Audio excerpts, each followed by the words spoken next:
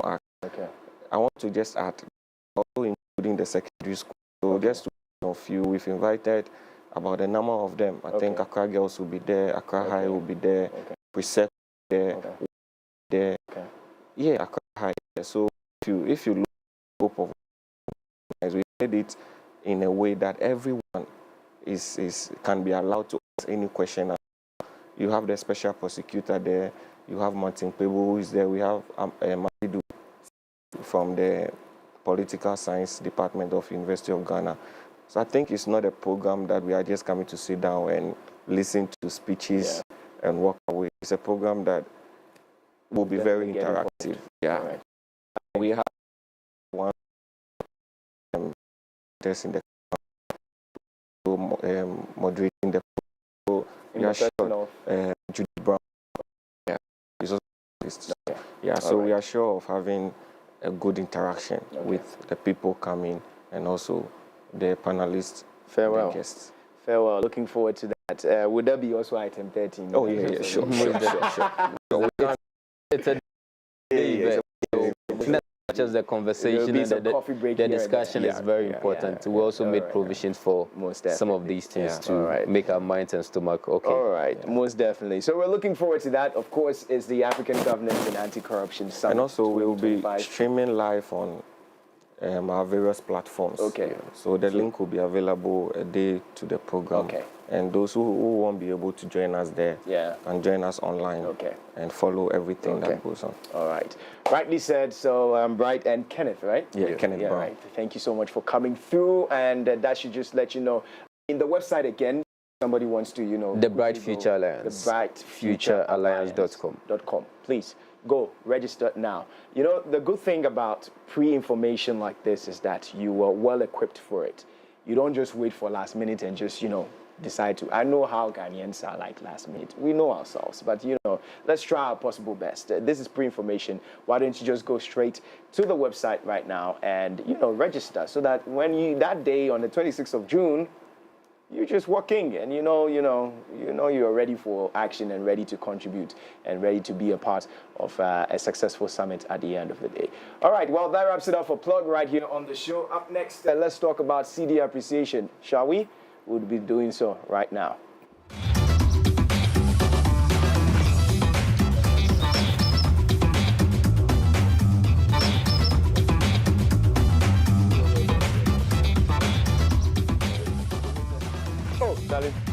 Michael has been exceptional, surpassed all his targets. Let's hear from this year's Staff of the Year. This wouldn't be possible without a strong relationship.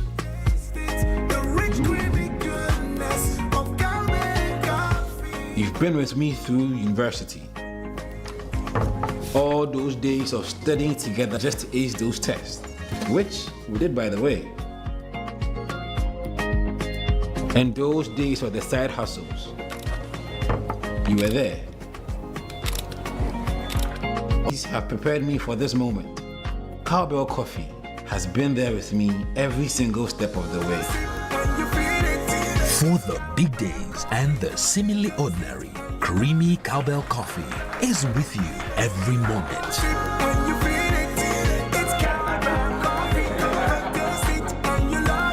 This advert is FDA approved. Hi, my name is Ricky. I'm a TV host and a self-styled chef. Cooking is my ultimate passion, and it's something I would say is my calling. Now, for those who cook a lot like me, there's one fact they always state. Ingredients decide how tasty your food is. And for me, the game-changing ingredients is water. Tap water at the moment is not the best option considering what's going on in the country. Also, such as water can taste weird and produce too much waste. So it's a no for me. My number one choice for cooking is Jibu water. Cooking with Jibu water enhances the flavor of your food. And it's not just that. Unlike other brands where you have to pour it from a heavy bottle, the 20-liter dispenser bottle comes with a tap that makes things so easy. So you see how simple it is with Jibu? Cooking with Jibu gives you big flavors and great taste without all the stress. Remember to cook with Jibu. Jibu, transforming opportunity to thrive. Welcome Welcome to Deluxe Experience Ghana, your trusted partner in creating unforgettable events. From breathtaking stage designs to dazzling light solutions, we bring your vision to life with precision and creativity. Our expert event planning and consultation services ensure every detail is taken care of so you can enjoy a stress-free experience. Capture every moment with our professional photography, videography, and live streaming services because every memory deserves to be cherished. Transform your event venues into a masterpiece with our exquisite interior lighting and permanent designs tailored to suit your style and theme. At Deluxe Experience Ghana, we don't just plan events, we create experiences. Let's make your next event extraordinary. Deluxe Experience Ghana. Think events, think Deluxe. Contact us today on 0267 83 7006 or 0545 03 8620 and 0545 03 7520. Deluxe Experience Ghana. Think events, think Deluxe. The legend. KNIILANTE. It's a decision. That love me. Amazing. On the show, I am John Jermaine.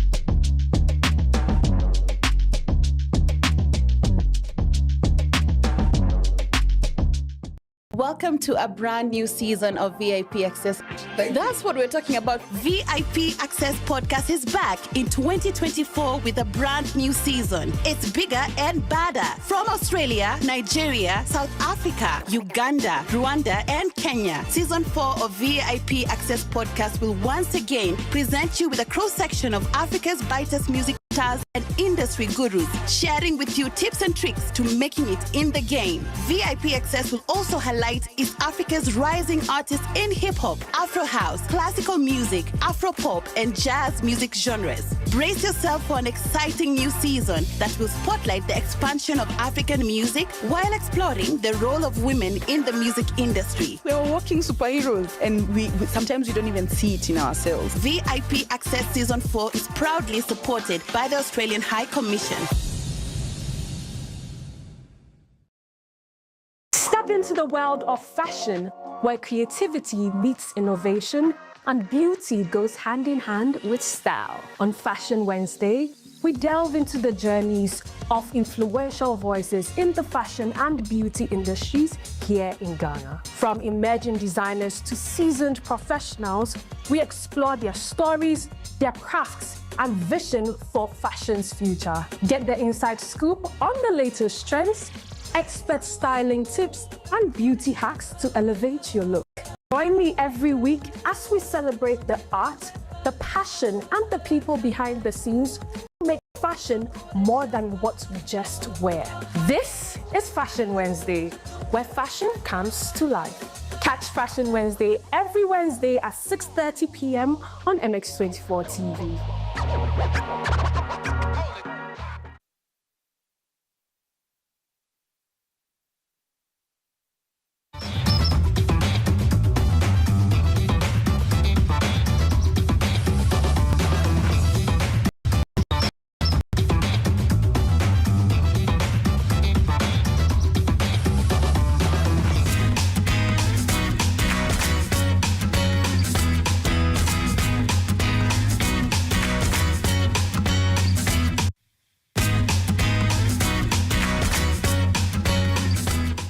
Well, you're welcome back to the AM Club right here on MX24. My name is Miriam Uduak Mensah. We're getting into lifestyle daily segment of the show, right? And today we're going to be talking Cedi appreciation or depreciation or all of those technical terms. We're going to break it down right here on the show. Make sure to be a part of it. Well, before we get into that conversation, let's talk about something. Equity Health Insurance has something special for you. Now, your health is your greatest asset, and planning for future medical needs is essential.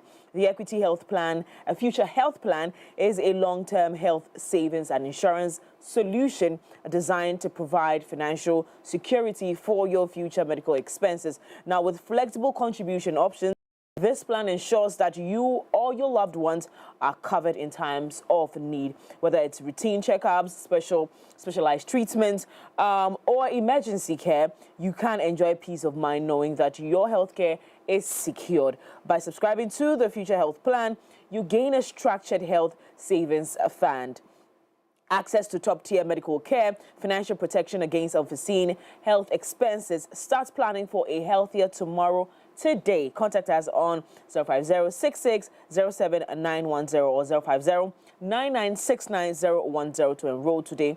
Equity Health Insurance, we say always here for you. Now, with Jibu Water, staying refreshed has never been easier. Jibu Water provides clean, healthy water you can trust as your go-to source for drinking and cooking. With options of our innovative 20-liter bottles that come with a tab and 18.9-liter bottles, your dispensers will have a breath of new life as your clean and hygienic Jibu Water flows through them for your consumption. Now, whether you need a cool drink to quench your thirst or fresh cooking water to make your meals taste its best, Jibu Water is the answer to your clean water needs. Now, order for your water today. Call us on 020-9845817 or visit our website at www.jibuco.com/GH for more information about our brand. Jibu Water, a better life. Are you smart, strategic, and sales savvy? Then MX24 wants you on our team. We are on the lookout for professionals and fresh graduates who are passionate about media sales and content monetization. This is your chance to work in a fast-paced creative environment where ideas turn into real impact. If you're ready to grow with a vibrant media brand, send your CV via WhatsApp to 059-229-2746. That's 059-229-2746. Let's build something big together.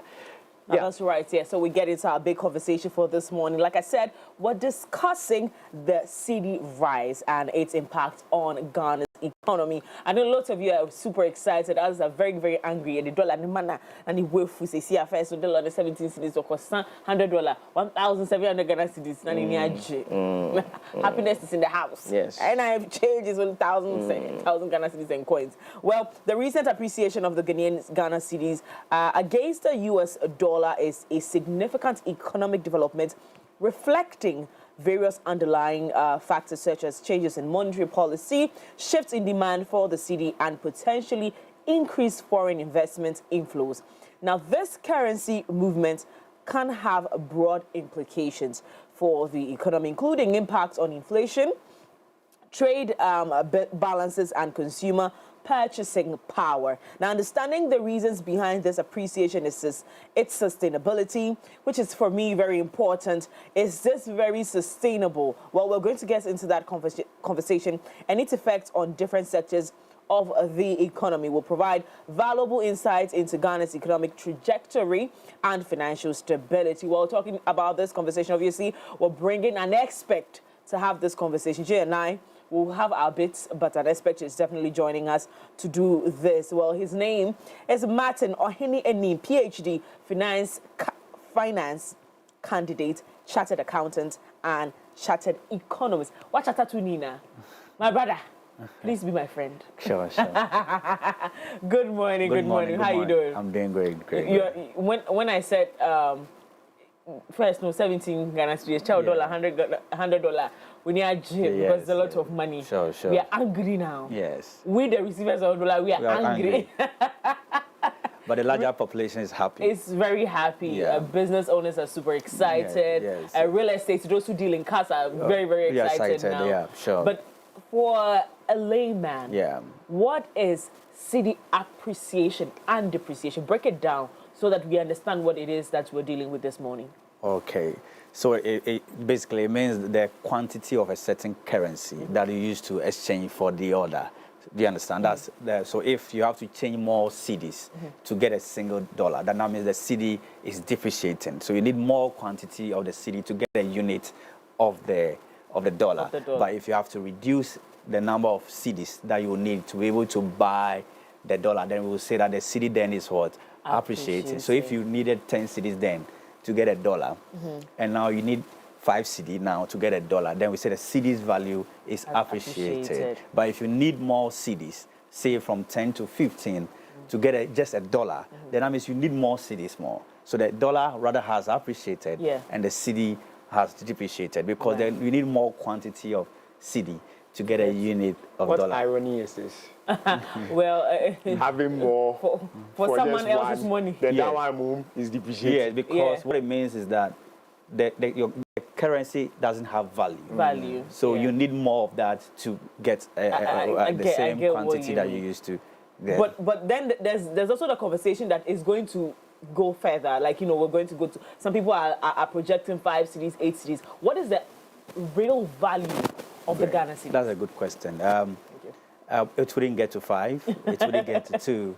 We see it hovering within the range of 10 to 11. It wouldn't get to those single digits unit. Yeah. It will not be good for the overall economy if we move to 5. Yeah. Is there a possibility of getting there? No, not now. The current state of the economy, where we have moved from up to now, we are unable to get to the 5. The fundamentals are no one that supports that. That supports that. Yes. Now, okay, so what would you say are the primary factors contributing to the cedi appreciation? Yes, so I'll put it in simple terms so that we all understand. For any market, demand and supply influence the price of anything. So when you go to the market to buy something, okay, if you have that thing in a smaller quantity, the seller or the producer will charge more if there's demand outstrip supply for that product. It's not true. Just the same for the dollar cedi conversation. So if there's more pressure on the dollar, then the dollar price, you need more cedi to buy, or they'll charge you more for the dollar if you need more dollar to do international trade. Yes. Do you understand? So the reason why so when there's no much demand for the dollar for trade, then what happens is that then the cedi then begin to gain value. Yeah. Do you get it? Yeah, and can I add this if it helps the conversation? So for instance, a classical situation is that they're saying the cedi is going to, the dollar is going to drop. Yeah. It's going to get to 5 cedis. So people don't need it anymore. Yes. I don't want to keep that kind of money. So I'm going to put it back into the system. So great, and that makes the price further drop. Right. That's what it means. So, but what basically, but on a more substantive issue, you see, when we have a lot of forex dollars in the economy, okay, what happens is that it makes the price go down.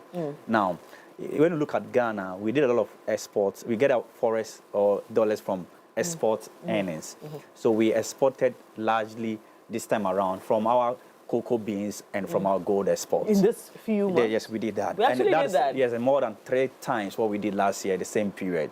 So it means we earn more foreign exchange from exports of our gold and our cocoa. Do you understand? And it's due to, one, the quantity of export that we've made, and international prices of those commodities have gone up. So that makes your earnings from that become small. So when that happens, you earn a lot of forex dollars into the economy, and that can support any imports that you want. Do you understand what I'm saying? Yeah. So when there are a lot of supply, so we go more from export. The gold board introduction, which is to maximize our gains from the gold sector, the small scale, so that we can get a lot of gold there and then export and get. We also we did marvelously from that angle as a country as well. That is interesting. Yes. Very, very interesting. Yes, and also, whilst the domestic factors were contributing to the current appreciation of the cedi, one major contributing factor is the trade war that is happening in the international front. The dollar is the leading international trading currency in the world. So when Trump, by his policy, introduced trade barriers, and imposing tariffs on countries that they trade with, what that happens is that countries then begin to look within themselves how to grow domestically. And when that happens, then it reduces a lot of international trade. When that happens, then the dollar, which is the major currency for international trade, the demand of it goes down. Because people are looking within domestically, become self-reliant, and also find new trade routes to do trade with, to mitigate the exposures due to the trade tariffs that have been imposed by Trump. So when that happens, the dollar then becomes, more people don't demand that currency, the value goes down, and that cascade across the world. And that is why you see a major in the price of the currency, and then coupled with the domestic policies that we have, which is helping the rapid appreciation of the city that you are seeing. Yeah, but is that a wise decision from Trump's his own economy? The economy. Yeah. You see, you want to protect infants and domestic companies from international competition. You know, China has this advantage in production. They can produce things at cheaper prices and dump it in your country. When that happens, your country is largely dependent on China. So any shock that happened in China, then your country then will now be exposed. For example, Ghana, all we do is to import our products, and we are not we don't produce anything from this country. So any price shock, any time the dollar depreciates, the cedi depreciates, or there's any shock in like Russia, Ukraine, then we say, wow, our economy has messed up because of Russia-Ukraine war. But what Trump is trying to do is to continue to build the American dream, where they become self-reliant, protect the domestic companies so that they can produce much of the things that they need. So I don't want import into my country. I'm putting taxes on import so that you don't come to me. I will support domestic companies to grow and produce the needed income and jobs. Do you understand? So basically, that's the reason behind it. But it has repercussions, and those are the things that we are seeing. So the trade-off, you do the trade-off between what the repercussions are and the advantages that you gain as a country domestically. I just want to do a little bit of a follow-up to what you were saying with regards to trying to be self-independent and then finding other routes as far as the tax that has been placed on other countries. Sure, that's great. Is in the case of maybe, let's say, the Ghanaian country and then maybe another, let's say, China with yen or whatever it is. In that case, and forget the dollar, since maybe that one is not even coming into that route, or we'll just focus on the dollar because it's powerful? Obviously, what is happening is that before you trade with China, you need to get a yen. But you need the dollar first, and then exchange that into yen. That's how it works. You are unable to change cedi to yen. You have to change it into dollars and then change that into yen, because the cedi is not a major trading currency in the world. Yes. Sure. These are the three. Yen is also part of the 4 major trading currencies in the world. So domestically, we have done well. And also, when you look at the Ministry of Finance, they have huge bills to pay. They are auditing, making sure that those works are actually done and are valid. So when that happened, a lot of the liquidity that was supposed to, not liquidity, the money that's supposed to come into the economy to lead to spending is not there. It's not there. So, and we are import-led economy. We do everything that we do. So any money that we have, we are going to Ghana. Do you understand? So to the extent that those money, about 67 billion Ghana cedis, are on the decks of the Ministry of Finance, and they have not spent it in the economy. Then that means that the demand for dollar will go down, because people don't have a lot of cedis to chase the dollar to be able to trade, just like they would have done ordinarily. Also, when you look at, you mentioned monetary policy. So that's from the central bank point of view. The central bank uses a tool we call the monetary policy to mop out cedi from the economy. When people have money, they spend. And we are more geared towards import spending as an economy, because we don't produce largely nothing here. So what the central bank does is that they use some tools to mop up liquid cedi from the economy, so that people will not have enough cedi on themselves to demand for import and buy and spending. So what they call the policy rate, and the policy rate is the rate commercial banks borrow from the central bank. So when the central bank increase that rate, the commercial banks cannot go to him that they want to borrow money. So that reduces the extent of liquidity that will be in money supply that will be in the economy. And when that happens, then all go to and all that. So there's a limited money in the economy.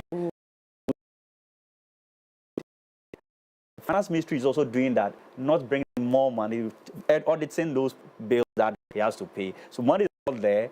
Money is also not, monetary policy is is also pulling out the liquidity, and then we also get enough dollars into the economy. So the economy is good to go. Good to go. So it brings into price stability. You see inflation going down, now 18.4. Yeah. You also see that that's why you see the rapid appreciation of the cedi. So those are the factors that are contributing. Now, this one came up when we're talking about what some of the factors that are contributing to the cedi.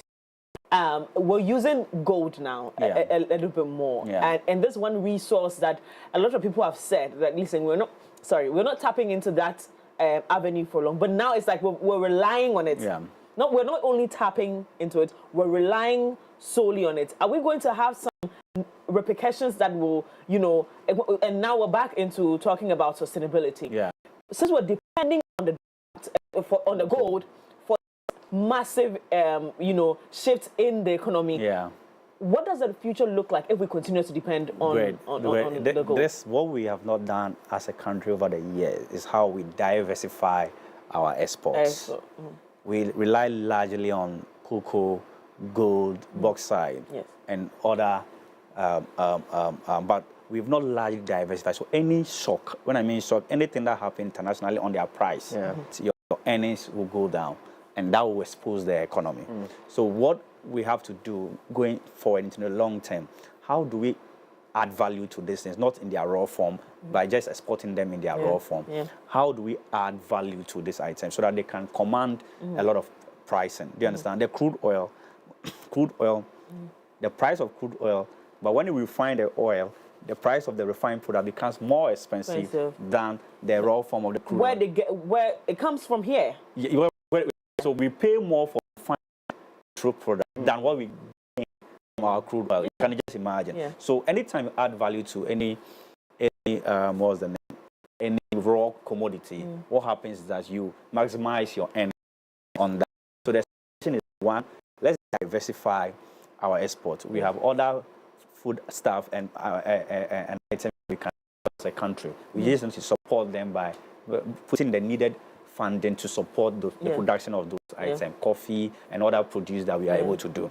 Now, whilst we do that, can we then refine the cocoa beans? Can we then refine the gold into jewelries and other things, that ornaments that we can export and make greater earnings, so that we will not be restricted in terms of the two areas of gold and cocoa as are the major contributing commodities to our economy. Right. Now, let's talk about export and import. The exchange rate now. How is that affecting? Definitely. We as I already mentioned, that we change $5, right? So when the cedi appreciates, what it means that you need a less quantity of cedi to buy the same quantity of.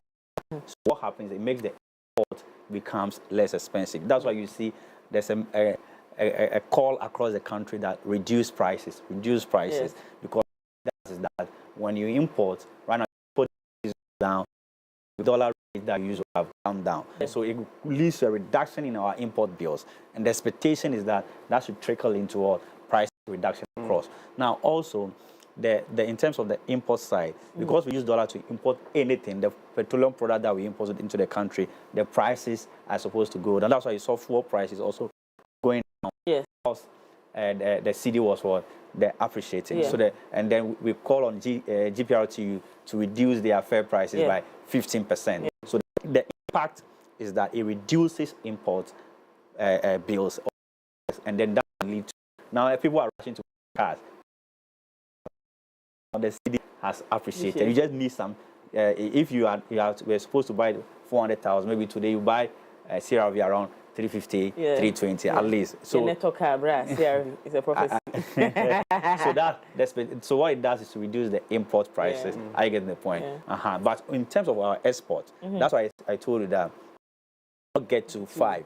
If you get to 5, it will not be good for the economy. That is, I'm saying that relative to the export side, because we then people that bring is it and they say they will get 1,007. That the same thing applies to our export. But when you earn the dollars and you come to change it into cedis, you get a smaller quantity from the export earnings. Are you getting the point? So that will not help relative to the export side. So for export, it reduces your export earnings, but for import, it reduces the prices of the items that we import into the country. And that thing is that will lead to the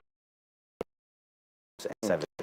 On that, we heard Aboso kind folks coming to say that there's no way we're going to reduce anything on the market because we feel that at the time this is what we bought, and that's the money that we used to bring in stuff. So there's no way we can actually reduce it.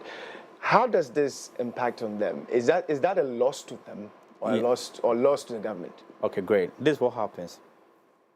You know, when you import old stocks, I was okay people, and what they are saying is right. They are supposed to do that. When you import items at, say, $1 price of 17 cedis to $1. Now you have those stocks now. Now the dollar now is 10. You have to flash these products, the one that you bought at 17. Then when you go back to import, then you can then import the price of 10. Then you can then reduce the price. So until they flash the old stocks, which they have already bought at a higher price, they are unable to do that, and that's business. I get the point. So they need to flash out the old stock, and what will happen is that generally competition will let that go down. Because people, there may be other competitors who may be now importing their items at the current 10 cents, and they will come to the market and begin to reduce the price, and you will be then forced to do that. So it's gradual. The price reduction is gradual. You could see some. I hear when it's this gross prices are coming down. They're coming down. What happens is that the business owners and the business will ensure that this thing are, and there's confidence in it. It's not a case that it's 10 cities today. The next day when they wake up, there's a high. You don't have to reduce prices when there's as to the CD. But when come and it's very clear that this is supported by policy and it's not the wonder that we are experiencing. I'm telling you, in a few months, in a few days or a few weeks to come, we are continuous rising prices of across the country.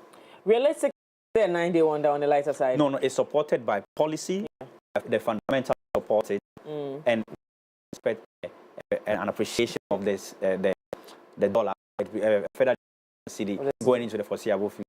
Major policy shifts. The government is looking at how to maximize both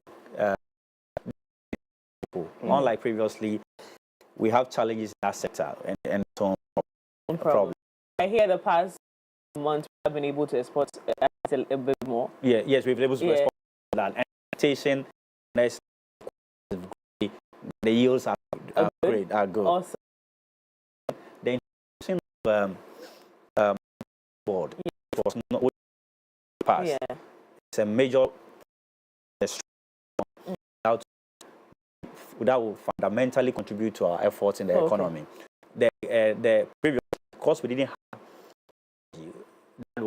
that's enacted by law, which regulates that industry where a lot of smuggling activity was going on, and we lose 2 billion in terms of what we could have gained if so if the gold board, the expectation, the objective, and the mandate that is bestowed on them, if they are able to follow through and do it as they are supposed to do, I'm telling you that we will not like the depreciation that we see 10, the next day is 11, the next day 13, 14. We will not we'll see a certain level of stability. What the market owners, business community see is that when I went to import, it was 10. When I came back, it's 10. I'm going back, it's 10.1, not 10 to 10.7, 11.2. That volatility is unpredictable and does not help in planning. I see some level of stability. The depreciation can be there, but very marginal, one that is not aggressive, and that will enjoy that confidence. And I'm seeing that introduction by the gold board, and right now the Bank of Ghana is also buying a lot of gold. As part of their those policies, by the was very instrumental. Gold good for reserve. Good for reserve. The good for we know the Chinese, so we don't want to go further. But the good for reserve, it's a good policy to the health administration, contributing to our effort, even as we. To say that have helped in the appreciation of. No, of course, policy. That policy was instrumental, was a good one. And IMF supported it. You see, every country, your reserve. The Bank of Ghana keeps foreign currencies, okay, and players in the industry look at that to see the trajectory that the Cedi or the dollar conversation will be like. So when you have more foreign exchange domiciled at the Bank of Ghana, then people know that, there will be some stability. But when you have low reserves, that means that Omani need dollars. Yeah. The expectation that Cedi will depreciate. But as we speak now, the Bank of Ghana have foreign exchange reserves that can support our import for 4 months. Wonderful. Yeah, without any additional foreign exchange. Okay. So those policies are key ones that are supporting. All right. And we don't expect that we'll go back to the days of those depreciating of the currency. Okay. Now, listen, I know we've talked about the fact that, listen, this is sustainable.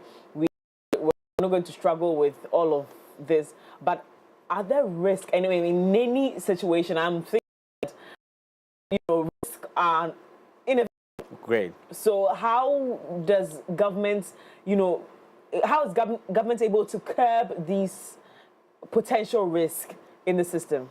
Yeah, so the risk is that the Cedi will go back, right? Will go back and depreciate. So as I already mentioned, those policies that we do, you see, I told you it's about demand and supply.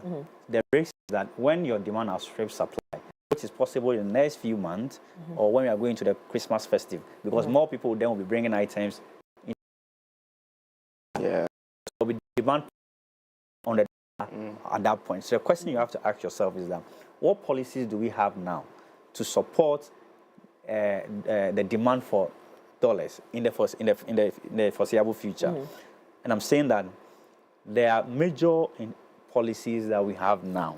So the policies are fixing all of these? In all. You just have to maximize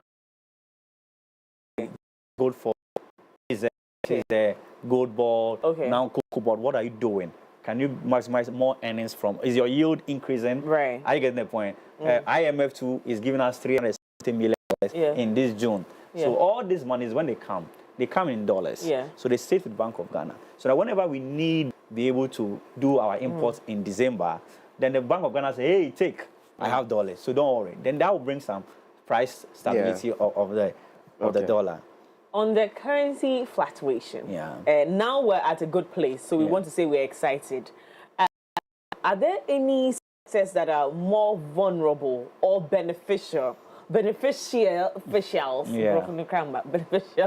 of this fluctuation? Great. Yes. Yeah, so anybody that ultimately, but before I even get it, anybody that engages in international trade, when I say international trade, buy and sell from other countries, you are exposed time the Cedi depreciates. Do you understand? Yeah. So you bought your items at a dollar rate of 17. Now you came, you priced, you sold all the items. Now you are going back to buy again. When the dollars, they say you need 20 cedis now. What will you do? You need to go and ask your brother, Charlie, can you give me 3 cedis more to top up? Because the 17 cedis can't buy the same items that I bought the last time. So that will impact your working capital as a business. So it is those that are highly engaged in international trade, buy and sell in the international front, that are exposed to, because they need to change currencies. I get the point. But what happens is that because that it has a cascading effect in the global. Because when they buy the items at a higher price, they come back to the market to sell to us at a higher price, right? So that whenever they see prices of items, those who even don't use the dollar, so that, hey, Charlie, dollar, no, cost through. So it's, even though they don't even use the dollar, but those prices of their commodities. So what? It is not only those who engage in international trade, but the overall impact of the currency and has impact on the economy at large. That today, when you go to the pump, you buy your fuel at a lower price. You are not engaging in international trade, but the currency has a macroeconomic effect on you. On you. But the people that interface in that market are those importers. Right. We quickly also look at how this affects, foreign investment, like direct foreign investment too as well. Great. You see, the foreign investor, what he's interested in the return on the investment that he does, right? He or she does. Okay. Now, when he's now in his dollars to have a business here or a factory here or engage in the production of anything, now he will need more dollars than before. Yeah. I hear me. So that will impact him in terms of the quantity of dollars he will need. Previous, just like your family members who are in abroad. Yeah. When they send you $100 in the past, you get about 1,007. But now when they send it, it's only 1,000 Ghana cedis. Do you understand? You lost 700. You lost 700 cedis. The same apply to foreign direct investment. So when they will need more dollars to do the investment they would have done in the past, and that impacts them. But overall, the economy is doing well. The inflation is coming down. You see some confidence in the economy than before. So overall, even though saying that he needs to change more dollars to get some level of Cedi, this time around the economy is doing well. The stability, the performance. What investors need is what we call return. The return after inflation. So if inflation is high, their return goes down. I hear me. But now inflation is stabilizing. It's going down. So any foreign investor will be interested in this country. Yeah, to invest. So we're going to be seeing more investors. Yeah, of course. So this in its entirety is great. It's great for any economy. You need to see the macros coming. You don't see the macros interest rate coming down. Because interest rate now is about 24%. Yeah. It used to be about 37, 36. But today you're talking about 24. So the private sector can speak to banks and then go for loan and do projects that that could be profitable. But elsewhere in the past, if you go to take a loan at 37%, how are you sure that the project you're going to invest in can make such return, pay for the 37%, and also have a remaining profit for yourself? Do you understand? Yeah. So it is important that we are achieving this trajectory of stability and reduction in many of the things that we are seeing. Awesome. And that engender confidence, not in the domestic Ghanaians or citizens, but the foreigners also see something. The reason why a lot of companies left Ghana in the last few years was because of the high cost of doing business. Yes. Do you understand? Yes. But when you see that, now, when I use dollars to import items in the country, the price is down. My cost of production is low. I can now produce more. Yes. I hear me. If prices of items are coming down, then this I need to invest in. Absolutely. Because when I produce, I will get my items relatively cheaper than Cote d'Ivoire, than Nigeria, than Togo. So I should come and put my money here rather, because the inflation rate is going down here. The currency is having some stability. GDP is doing well. Now there's confidence in the overall economy. So that is where you need to put your money. Do we foresee some of them coming back? Of course. Yeah. Of course. I'm an investor. I'm here to make money. Yeah. So any economy that provides us that opportunity, that is safe. That's where I want to place. Interesting conversation we've had here this morning, and I know that lots of you have learned, especially for us who are waiting for it's politicians who are talking about, or tomorrow morning their mind can change, or listen, my boss here says, be calming down. It's not anyway anytime soon. So listen, it's great news for us, this education single time to understand what is happening with the economy, and that's what we do right here on the show. How do we connect with you if we want to? Someone says, listen, I need this economist in my space. He's a chartered economist. Wait, let's go back to education. Why was it so important for you to do all of these extra chattering of economy and accountant? Yes. You're a chartered accountant and chartered economist. Why was it so important for you to do that? Yes, as an accountant, that space requires you to have broader knowledge, not only within the private sector, but to understand things within the global economy. Absolutely. Because the things that happen in the economy is what impacts your business. If interest rate is high, you need to understand what is causing it. If the cedi is depreciating, you need to understand, because that impacts your items that you buy and your cost of production as a company. So if you have an understanding of this, you can take to projects. Do you understand? So as a finance person, you need to have broad scope of knowledge in economics, finance, accounting, investment. These are what makes you a great finance person, to be able to contribute meaningfully to discussions and influence whatever you are. Well, would you? I know some of you like your lives private. You don't want any extra, but I know you're teaching people as well. So how do we connect with you if we want to learn more about? Okay. Oh, then I'll leave my contacts. Yes, your contacts, your social media. I know some of you don't like social media. Why are you busy counting numbers? Do they even have a social life? Do you have a social media account? You don't. I mean, they do with money. Why are you busy? He's calculating numbers. But I mean, you can drop your number. Yeah, so Martin Ohene Anim, 0248726815. Awesome. Yeah, 0248726815. I have a consulting firm. Absolutely. That we are called Pinnacle Legacy Partners. Okay. The managing partner of that firm. It's a firm of professionals into finance, accounting, audit, HR, legal, and IT. Awesome. So I own the firm with the other partners. Awesome. And provide top-notch consulting works to both the private sector and sometimes government bodies. Awesome. So I can just walk in as a personal person. You can walk in as a person, and if you need it, it's not for free. Yeah, I know it's not for free, but I mean, like, just working, just to have knowledge of where to put my money. That's fine. That is very. We can help you in that regard. Makes sense. Money and all that. One other loophole in this small advice to you, I think you should explore it, is the SMEs, right? Yes. They are a sector that don't have any professional support. It's true. In any way, shape, form. No HR, no finance advice, no accountant. Yeah. We're running businesses like that's true. Right? True. I think that sector needs a lot of support. So if it's something you want to do, I think you should look into it. It's an opportunity I would want to tap in. Absolutely. Okay, thank you so much, Sarah, for coming. And like we always say here on the show, we're learning to grow together right here. So if you see us here seated, we are definitely learning, we're definitely growing together. And today you understand what the cedi appreciation and depreciation is. And not be worried, especially for businesses, you will not be too worried in this season. My name is Miriam Uduak-Mensah. This has been the AM Club right here on MX24. You can join us on all social media platforms. It's MX24GH on all social media platforms. See you again tomorrow. You know what to do, give us a follow. Of course, it's MX24GH across all social media platforms too as well.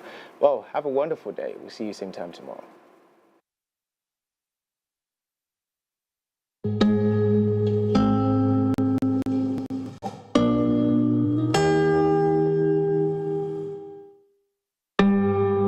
Friday night and we lit, girl, I'm all in.